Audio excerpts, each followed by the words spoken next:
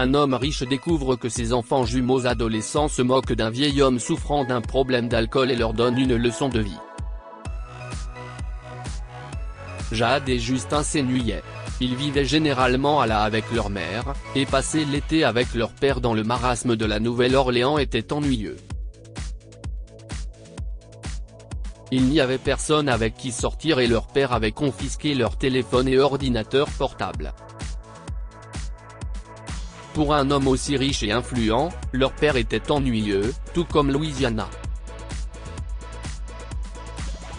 Il travaillait, il traînait avec ces types de musiciens vraiment nuls, et même pas des rappeurs cool, des vieux geezers à l'ancienne qui jouaient du blues et du jazz.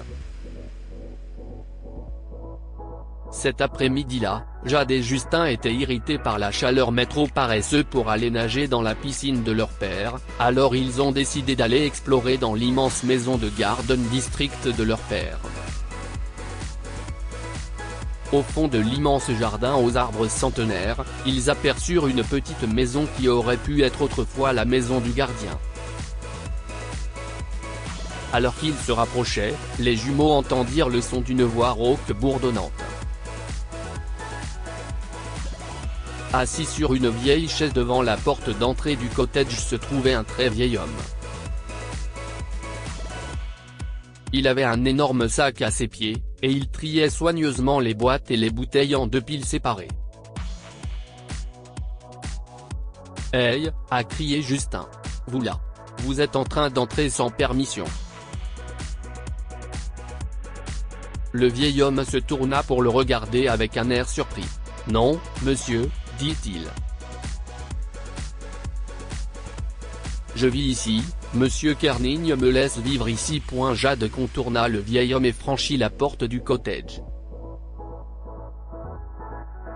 La maison était minuscule, pas plus qu'une chambre, une salle de bain et une petite cuisine.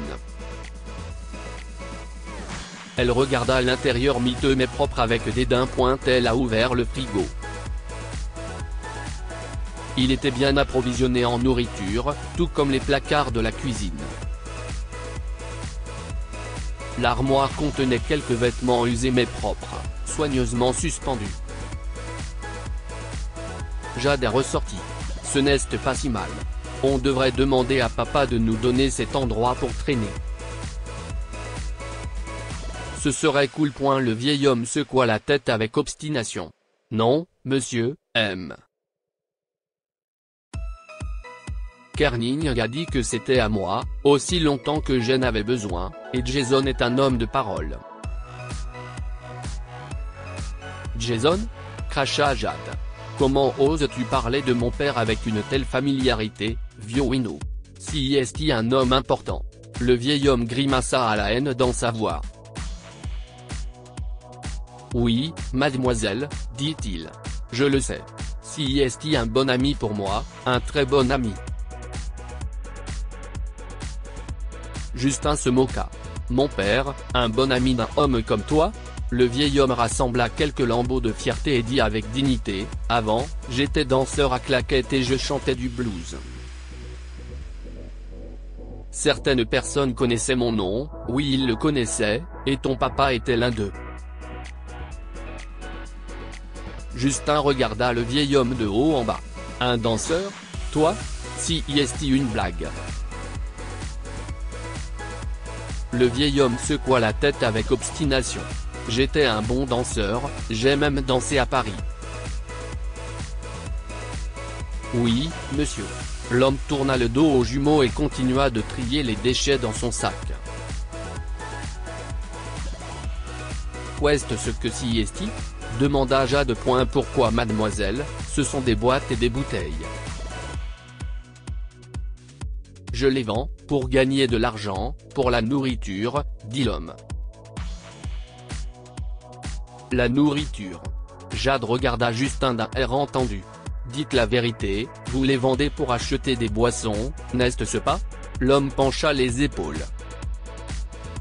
« Ne va pas le dire à ton papa. Je lui ai dit que j'étais dans le wagon. » « Tu sais quoi ?» dit Justin en souriant d'un petit sourire méchant. Il fouilla dans sa poche et en sortit $200. Tu vois tout cet argent? Tu danses pour nous comme tu as dansé à Paris, et si ça nous plaît, tu reçois ces 200 $. Oui, dit Jade. Nous adorons danser, alors pourquoi ne nous montres-tu pas quelques mouvements? Le vieil homme se redressa et les fixa, leur sourire narquois presque identique et la malice moqueuse dans leurs yeux. Puis il regarda l'argent dans la main de Justin et il se lécha les lèvres et hocha la tête. Très bien, les jeunes, dit-il. Vous voulez voir le vieux Fredo faire les claquettes? Je vais vous montrer comment CIST fait. Il recula du sac poubelle et se dirigea vers le porche. Il se tenait debout avec une dignité soudaine, comme si un projecteur invisible brillait soudainement sur lui. Il claqua des doigts pour mettre le rythme et commença à fredonner de sa voix rauque.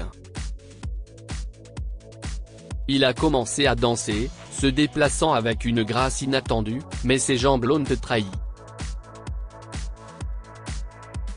Il trébucha, tituba pour rester tendu et Justin rit grossièrement. Célèbre danseur mon cul. Tu es un vieil ivrogne, CIST ce que tu es. Ne sois pas méchant, cria joyeusement Jade, CIST le vieux Bojangles. Le vieil homme s'arrêta en trébuchant. Tu as dit que tu me donnerais de l'argent. Gémit-il. Si je dansais, et je le faisais. Pas d'argent, mon vieux, dit Justin. J'ai dit si nous l'aimons et tu pues. Justin. Jade. Une voix tonne derrière eux. Les jumeaux se retournèrent et trouvent leur père debout et semblaient tout sauf ravis. Vous vous excusez auprès de Monsieur Baxton. La bouche de Justin était grande ouverte. Des excuses? À un vieil ivrogne? Monsieur Carnigne a conduit les jumeaux à la maison principale et les a assis pour une conversation qu'ils n'oublieront jamais. Il leur a dit qu'il y a longtemps, avant de gagner son argent et de rencontrer leur mère, il était alcoolique. Il traînait dans les vieux bars de jazz et buvait tous les soirs, et c'était ce vieil homme qui l'avait emmené à sa première réunion des AA et l'avait mis sur la voie d'une vie saine et du succès.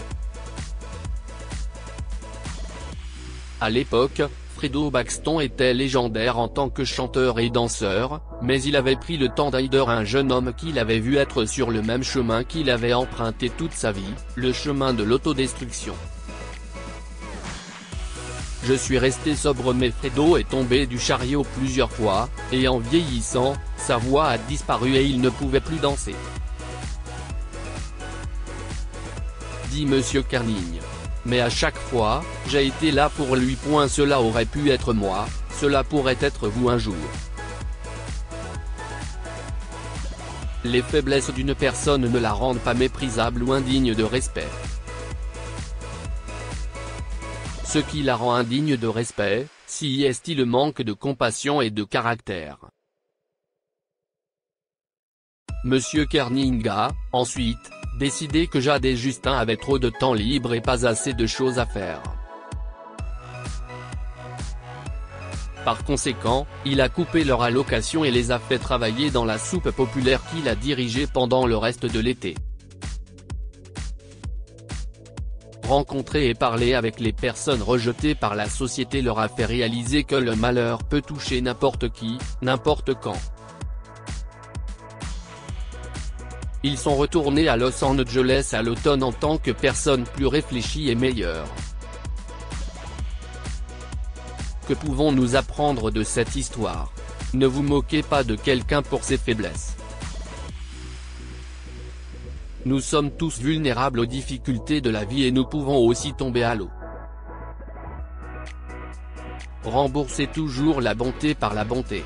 Le vieux danseur avait aidé le père des jumeaux à surmonter ses dépendances, alors M. Carnigne s'est occupé de lui. Partagez cette histoire avec vos amis. Cela pourrait égayer leur journée et les inspirer. Il a attendu l'héritage de son grand-père. Parlant d'homme pauvre, un certain Roger ne mangeait pas correctement à cause de ses problèmes financiers. De ce fait, il a attendu l'héritage de son grand-père riche. On vous donne les détails. Abonnez-vous à Mon Mama sur Google News.